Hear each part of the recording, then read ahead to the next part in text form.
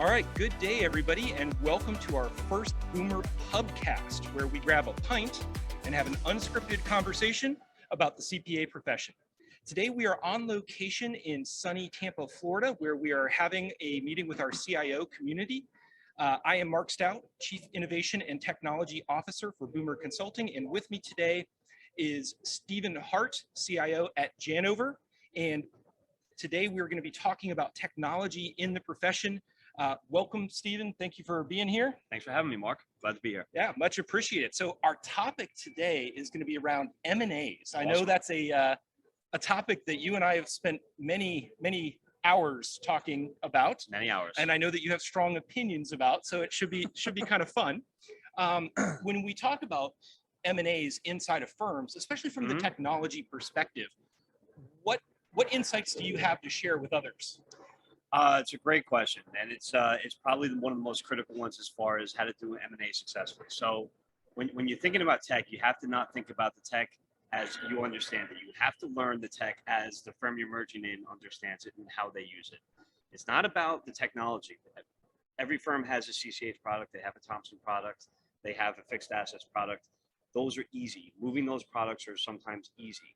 How that firm uses it, what parts of that application are meaningful, and what meaning they take out of certain fields is really where you have to hone in and drill in and gather your information. If you learn that and you understand that, not only can you build a successful migration plan for the technology, but you also build something that's far more important, and that's trust from the firm that you're merging in. Absolutely. And when do you recommend IT get involved in the process? As I almost it's a loaded question, as right? I almost cut you off, as fast as possible. Any IT person who has been through a merger probably shares the same frustration that they're brought in when they feel it's too late. The challenge I've always felt is having the partners understand and appreciate the when to bring IT in, when it's safe to bring IT in, and when the firm that they're merging in is going to be willing to talk to IT. But the truth of the matter is the partners are going to be focused on the deal points, as they should. And then it's up to the operational teams to come in and do their due diligence. Like I said, learn the meaning of the tech and how they use it. And when I say operations, I mean IT and I mean finance also. Yep. Once that due diligence starts, that's when the real process happens, and that's when anxiety builds. But it's a matter of, like I said, if you have to build a relationship with this firm, you have to show them that they can trust you. And when you do that, you can build a successful plan. Yeah. So long way of answering, as early as possible. As early as possible. And it's funny because I think that there are a lot of opportunities for technology to make its mark on an M&A, because a successful technology integration can actually drive the success of the M&A. You and I spent some time talking about that earlier this week. Absolutely. So it is your first foot forward. Okay, the partners come in. It's a small group of people that are working on the deal points, and then you have everybody else, and you have to carry that everybody else from A to Z, from the start all the way through the finish line. Their first impression of the firm is going to be the technology they use and how the tech they used to use has come over. So it is the biggest first impression and the most important one you can make. Sure. Just even think about something as simple as a phone system or video calling or emailing. If all of a sudden you say, hey, welcome to our firm, you're a part of us now. And the next thing you know, you can't communicate with anybody else, or you're feeling like your system isn't fully integrated, like it's a secondary type of system. It's not a good feeling. As you're saying that, I'm thinking back to a situation I had where we did not have intercoms on phones, and the firm we were merging in did. And it was such a serious issue to them that it went all the way to the managing partner. And I always gravitate back towards that example, because something as simple as an intercom was so important and meaningful to them that the absence of that on the other side created such anxiety that the managing partner felt he needed to engage our managing partner. Yeah, it became a really big deal, right? Massive deal. So we know that we want to make sure that technology is brought in as fast as possible. It can be an asset, a strategic asset, in making sure that the M&A works well for both sides. What types of tools or what kind of process do you recommend people go through when they're looking at merging in another firm? Several points to that question. As far as I'll talk process first. You have to segregate each tech into its own bucket. Okay. A simple example is file systems, document management systems, workflow systems. The most important one, time and billing systems. And then you have your business applications. And the first place to start is you need a thorough inventory. And an inventory, sorry, IT people, you're not going to get from the IT people on site. There's too much shadow IT. There's too much people that have downloaded things on their own. And so one of the most important strategies I implemented over the years was instantiating an interview process. And the interview process was littered with loaded questions strategically, because I didn't want binary yes or no's, or if it was a binary yes or no question, the yes or the no was leading into something that was loaded. So we would meet with every single staff of that firm, from intern all the way to managing partner. It would take about 15 minutes and we would gather information. It actually had an ancillary benefit that we all of a sudden became human beings to them. We weren't some other entity or being out there. We were people and they had someone to talk to, and it actually reduced anxiety. Yep. So much You're so having that, real conversations with real people Absolutely. instead of trading checklists. Absolutely. Yep. And interestingly, HR at my old firm adopted the same process, and we would leapfrog each other, and HR called it their 2-on-1s, where they would meet and talk about their, what was important to them. And it became a standard process for M&A. Very good. Yeah, that makes a lot of sense. I want to go back to something you mentioned about the inventory. It's kind of a throwaway comment there about how, it's kind of a trust but verify situation. Mm-hmm. One of the things that I found in my experience when we were doing a lot of M&As was that firms that were being acquired hadn't necessarily made large investments in technology. Sure. And so a lot of the things that you thought you were going to be bringing over, like, oh, they've all got laptops. Sure. Well, they had skipped out on the cycles. Maybe they hadn't renewed the maintenance or the support or the licensing for all the things they were using, and they were waiting for you as the new savior to come in and say, oh, we're going to fix it all, it's going to be amazing. And the next thing you know, you're hit with not new assets, but new bills. Oh, absolutely. Well, so I'm going to come out right and say this bluntly. The first big bill is buy new laptops for everybody. Yeah. It does not matter how new the laptop is that the person has. If you want to do an M&A and you want your builds to be installed, standard processes, everything, every I dotted, T crossed, buy new hardware. It doesn't matter how new, and you can reprovision their hardware if it fits. If it doesn't fit your model, you can do things with that too. But first cost out of the way, you're buying new machines. Absolutely. It goes into getting buy-in. It goes into being part of the culture. 100%. They're using the same tools that everybody else is. Mm-hmm. If they're feeling different, it's going to create some of that tension that's really hard. The other thing, when should you do that? Goes back to lead time. If you are acquiring a firm and they have their own office, generally it's a little easier to get to be notified sooner, because you have to provision circuits. Especially in today's age, if you're going to be doing an acquisition, you cannot overstate enough to management the need to be notified as soon as possible, and how many. And because with lead times on the supply chain issues right now, you don't know when that hardware is going to come in. Yeah. So you have to buy it as early as humanly possible right now. So in order to anticipate those needs, you got to be bought in as fast as possible. The other thing that you really want to make sure that you do is put some thought into when you're going to flip the switch and move them onto the systems. That's another mistake that I've seen firms do, is say, oh, they'll be fine through another busy season. They can just keep doing things the way they were. So I have a few exceptions to this, but generally speaking, technology cutover occurs the date of signature.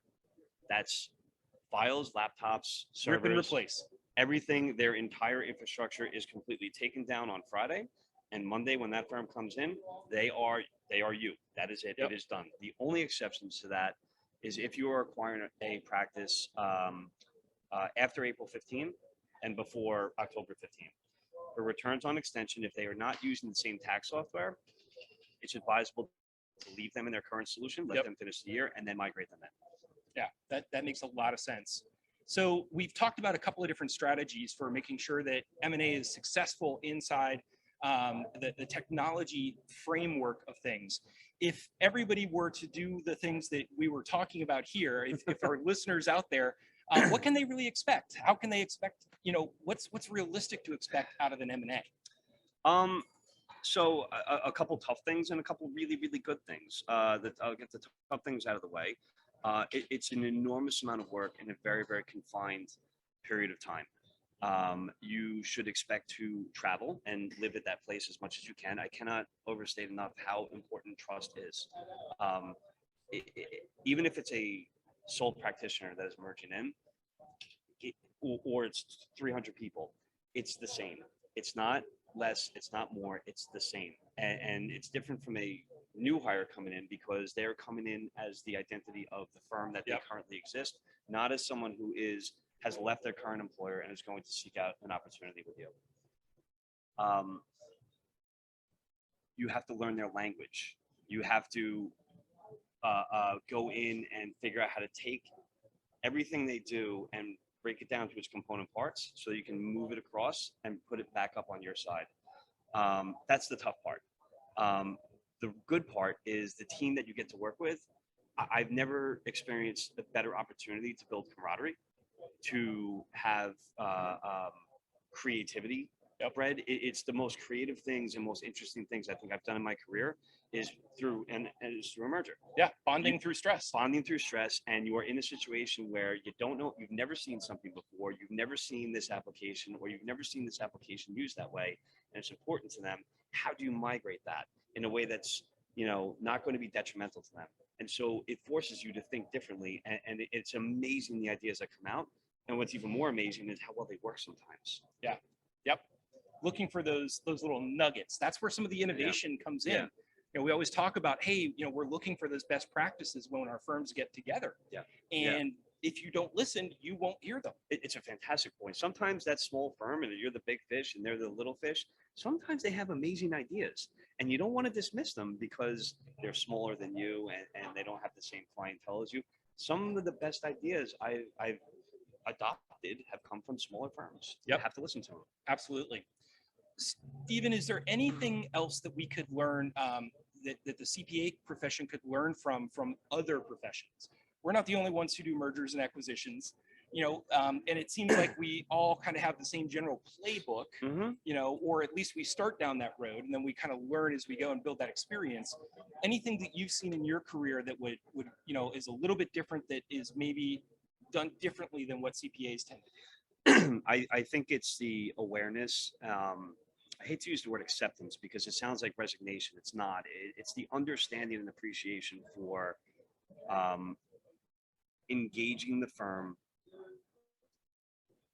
showing empathy, and being honest. And when I say honest, it's not about, and empathy, I should say focus on empathy. It's not about doing everything they need because it's important. It's about understanding the stress they're under. And I think a lot of people or firms that are new at M&A or haven't done a lot of them, they treat it as it's a tuck-in. It's an easy thing to do. It's a small transaction. We just have a few people starting. It's not. There's such an emotional aspect to M&A, and that you mentioned the word culture before, and I meant to talk about it. They have an identity, and that identity is going to go away. And you want to be sensitive to that, but you also need to encourage them that if their language now needs to become your language, and the faster you integrate, it actually helps create one firm as opposed to having two separate cultures coexist. Because if you have the old culture and your culture, that doesn't create any synergy between firms. Yep. No, that's a really great point. You mentioned something else in your comment there about tuck-ins. It's an awful word. Yeah, it's not a great word, especially if you're the one being tucked in. But But how is that different than a more traditional M&A from a technology perspective? Because there's no difference. There's no difference, There's right? no difference. The term tuck-in is meant to try and almost downplay how the significance of it. Oh, it's only a couple people. It's not. It's the same amount of work. Yep. It doesn't matter whether it's 1,000 people, 100 people, 10 people, or one person. You still have systems to convert. You still have to make sure that they get training, that they're included as part of the company, that they understand what's going on. And unfortunately, and this is a big takeaway I would tell firms out there that are listening, if you think just because it's smaller, you don't have to go through all of the same steps, that's where things can go sideways very quickly. If it's a huge M&A, then everyone's going to be putting resources to it. They're going to be thinking about it. They're going to be carving out time. When it's smaller, we say, oh, it's easy to do. We can just do it super simple. And it's just not that simple. I have a really funny story about a tuck-in. So we just finished one of the biggest mergers we'd ever done. Managing partner of the region calls us up and says, oh, I have a tuck-in. And I joked with him and said, you can't call it that. No, it's easy. Don't worry. It's a tuck-in. It turned out to be one of the most arduous and complicated migrations because of their time and billing system. And when I took a look at their time and billing system, I saw about 150 clients-ish, roundabout. Okay, maybe that's not so bad. And then I looked in the tax software and I saw 800 tax returns. And I knew immediately what they had done is they had only put in the parent clients, none of the related entities. So what did we have to do? We sat in a room for 3 days straight and reconciled their entire client list, addresses, everything. Yeah, super easy, right? Super easy. No time at all. None. Yeah. Well, Steven, it's been great talking to you fun. about this today. Any words of advice for our listeners out there? What would you recommend that they do as a first or the next step on their M&A journey? What should they do first? I think identifying who your team is and who the people that are most capable of operating under tight timelines and can live in that world of needing to be creative and to execute on creative ideas in a short amount of time. Yep. With discipline, mind you, having those people identified sooner is important. They're different skill sets than your Absolutely. everyday operations. They really, really are. Even laptop deployments, I found you typically need a desktop engineering team to deploy the machines, or the higher level technicians that truly understand the workflow of the business in order to execute that, because it's not a normal build for a new hire. Things are done in stages and you really have to treat it like a project. One very funny thing that people can do to prepare, certainly for larger transactions, have your food menus picked out beforehand. I cannot tell you how much time you lose during an integration, ordering lunch and ordering dinner. Yep. Have your meals planned out. Yeah, little tongue in cheek, but it's a very, but very it's true true. thing. It also It's a very shows true that you're thing. thinking things through and you're taking care of your people, because if they don't feel taken care of, it's going to be really hard for them to be open-minded, for them to be welcoming, the other group that's coming in as well. So, and it's both sides, right? Yeah. Don't do it for one and not the other. You're going to try to build those teams, and breaking bread together is a great way to build that unity. I have two other points to focus on.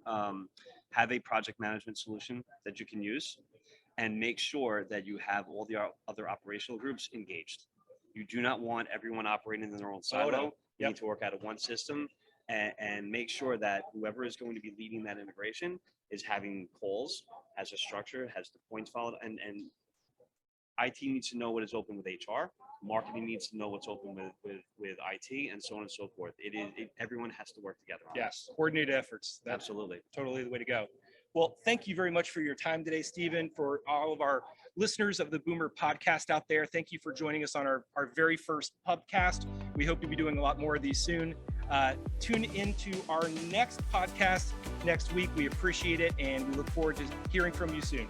Thank you, everyone.